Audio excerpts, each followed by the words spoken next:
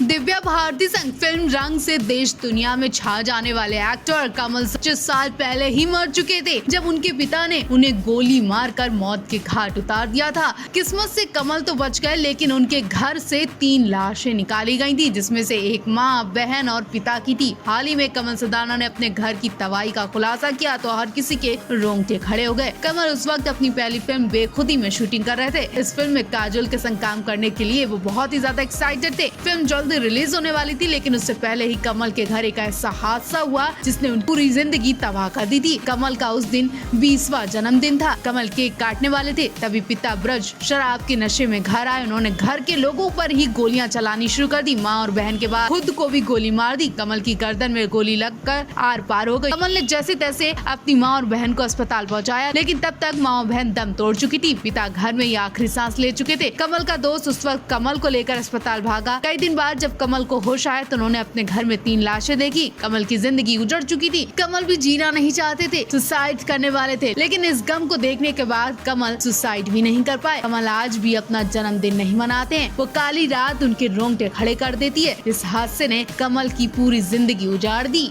सन 1992 काजोल के लिए बहुत लकी साल था, क्योंकि इसी साल काजोल ने फिल्म बेखुदी से इंडस्ट्री में कदम रखकर धमाल मचा दिया था। लेकिन काजोल को क्या पता था कि जिस हीरो के संग वो इस फिल्म में काम कर रही हैं, उससे मौत से गुजरना पड़ेगा। बेखुदी में काजोल के संग एक्टर कमल सदाना थे। कमल ने भी इस फिल्म से डेब्यू किया था। कमल इस फिल्म के रिलीज होने का बेसब्री से इंतजार कर रहे थे, लेकिन उससे पहले ही काजोल के कमल के घर में तबाही आ गई। कमल काजोल से मिलकर उस रात घर लौटकर अपना बर्थडे मनाने वाले थे और तभी उन्होंने अपने पूरे परिवार को खो दिया। माँ, बहन, पिता, कोई जिंदा नहीं बचा था और ये सब कमल के पिता की वजह से हुआ था। न जाने कमल के जन्मदिन वाले दिन पिता ने नशे में आकर ऐसा क्या किया कि सीधे उन्होंने घर वालों पर गोलियां चलानी शुरू कर दी थी। कमल की माँ, बहन उसी वक्त दम तोड़ चुकी थी। कमल के पिता का भी निधन हो गया था। कमल पूरे परिवार को खोने के बाद काफी दिन तक सदमे में पड़े रहे। शायद इसी वजह से वो सुपरहिट हीरो नहीं बन सके। हालांकि कमल सदाना ने दिव्या भारती के संग रंग, प्यार ही प्यार जैसी कई सुपरहिट फिल्में दी, लेकिन वो सुपरहिट हीरो नहीं बन सके। जब उनका जन्मदिन आता है तब उन्हें खौफनाक जन्मदिन याद आ जाता है, जिसमें एक तरफ केक कटता तो दूसरी तरफ गोलियों की आवाज सुनाई दे रही थी।